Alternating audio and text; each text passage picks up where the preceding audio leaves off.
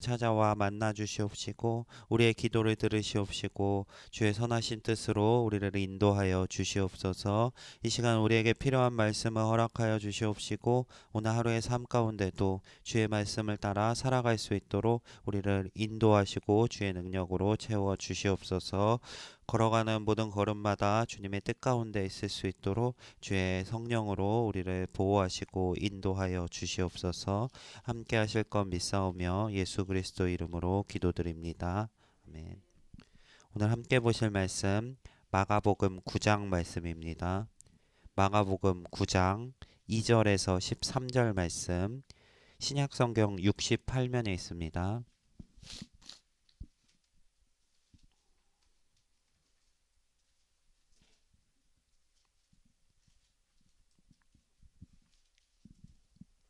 마가복음 9장 2절에서 13절 말씀입니다. 한 절씩 교독하도록 하겠습니다. 엿새 후에 예수께서 베드로와 야고보와 요한을 데리시고 따로 높은 산에 올라가셨더니 그들 앞에서 변형되사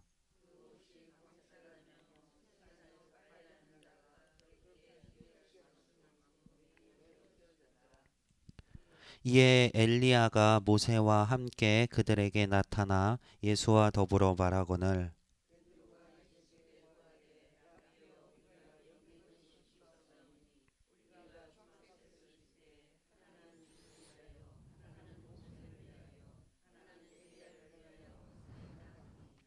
이는 그들이 몹시 무서워하므로 그가 무슨 말을 할지 알지 못함이더라.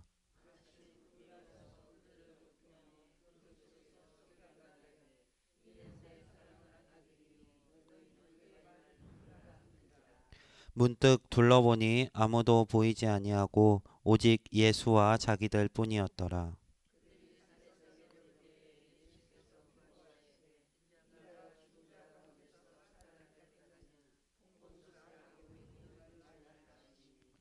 그들이 이 말씀을 마음에 두며 서로 문의하되 죽은 자 가운데서 살아나는 것이 무엇일까 하고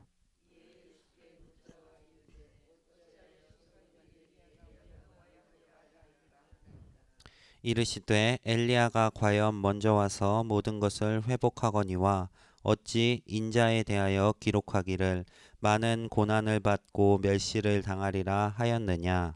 그러나 내가 너희에게 이르노니 엘리야가 왔으되 기록된 바와 같이 사람들이 함부로 대우하였느니라 하시니라. 아멘. 네, 오늘 본문은 앞선 8장에서 이어지는 본문입니다. 엿새 후라는 단어로 시작해서 예수님께서 변화산에 오르시는 장면을 묘사하고 있습니다. 엿새 후에 예수님께서 세 명의 제자들을 데리고 산으로 올라가십니다. 그 산에 올라가셔서 예수님께서 이제 변형되시는 사건을 이 제자들은 마주하게 됩니다. 이 사건은 구약의 한 사건을 떠오르게 만듭니다. 모세가 아론, 나답, 아비후 그리고 장로 70명을 데리고 산에 올라서 이제 두 번째 돌판을 받기 위해 올라간 장면입니다. 그 모세가 올라갔을 때 엿새 동안 그 산을 구름이 덮으며 그 산에서 모세는 여호와와 대면하는 경험을 하게 됩니다. 그리고 이 경험으로 인해서 얼굴이 광채가 나기 시작하는데 이 광채를 사람들이 두려워하여서 수건으로 얼굴을 가리게 되는 사건이 등장합니다. 이 사건은 오늘 본문에 등장하는 사건과 굉장히 유사한 모습입니다.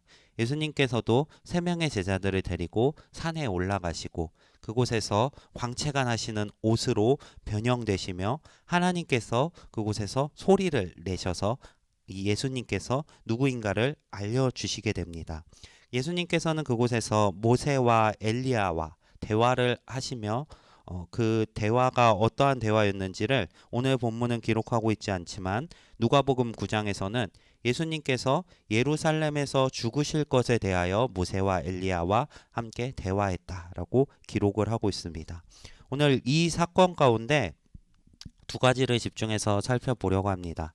첫 번째는 예수님께서 어떠한 분이신가입니다. 네, 우리 방금 찬양도 했었죠. 예수님은 누구신가?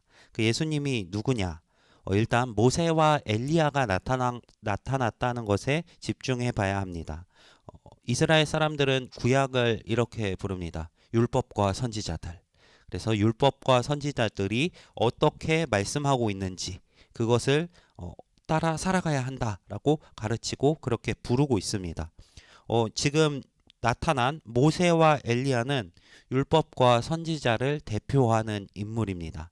이 하나님의 율법을 모세가 받아서 이스라엘에게 전달해 줬고 또한 모세는 선지자였습니다. 가장 첫 선지자 그리고 가장 위대한 선지자가 바로 모세였습니다.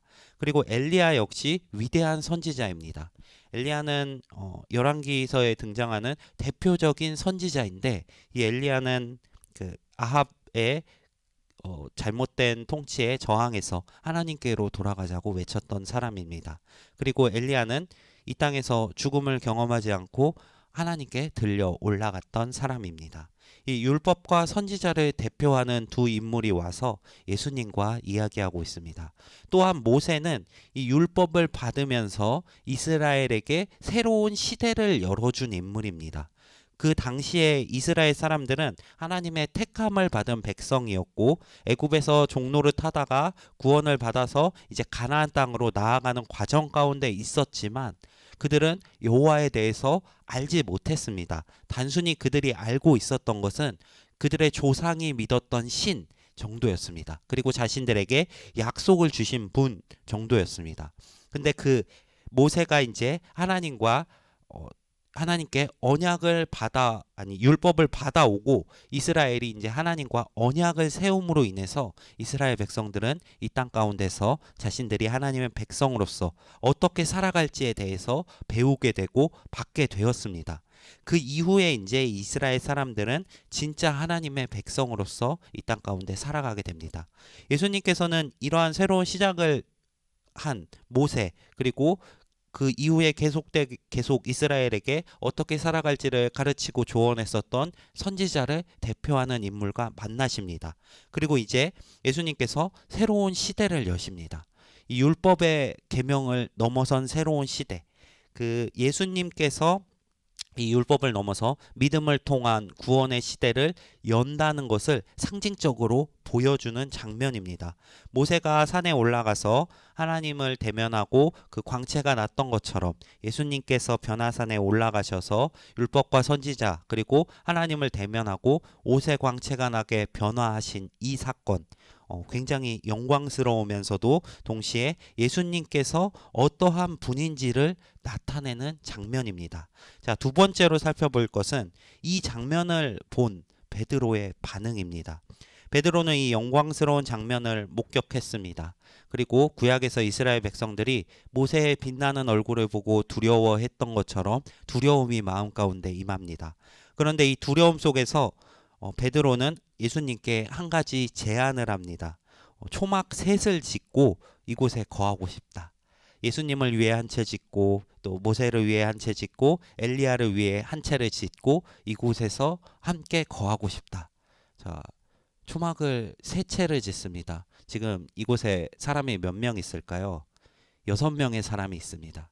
예수님의 제자들 3명과 또 예수님, 엘리야, 모세 이렇게 세 사람이 있는데 이 베드로는 자신들을 위한 초막은 필요가 없습니다. 그리고 이 구약의 선지자와 또 모세와 또 예수님을 위해서만 초막을 짓겠다고 말합니다.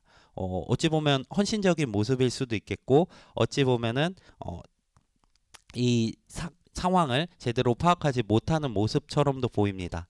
하지만 그럼에도 불구하고 베드로는 이곳이 좋았습니다. 이 영광스러운 장소 하나님께서 나타나시고 또 엘리야와 모세 그리고 예수님이 본 모습으로 딱 이렇게 변화된 그 상황이 너무나 좋았습니다. 우리도 비슷한 느낌을 받을지 모르겠습니다. 교회가 얼마나 좋은가요? 교회 안에서의 교제, 또 교회 안에서 예수님을 만나고 하나님을 만나는 그 시간들 얼마나 영광스럽고 좋은가요? 근데 오늘 본문은 그곳에서 머무르지 말라고 이야기하고 있습니다. 하나님께서 갑자기 나타나셔서 이렇게 이야기하십니다. 예수님을 향해서 이는 내 사랑하는 아들이니 너희는 그의 말을 들어라. 자, 예수님께서 말하시고 명하시는 바가 무엇인가요? 예수님께서 교회에게 명령하신 바는 스스로 모여서 즐거운 가운데 머무르라는 것이 아니라 이제 예수님께서 제자들에게 내려가자라고 이야기하시고 그들을 이끌고 내려가십니다.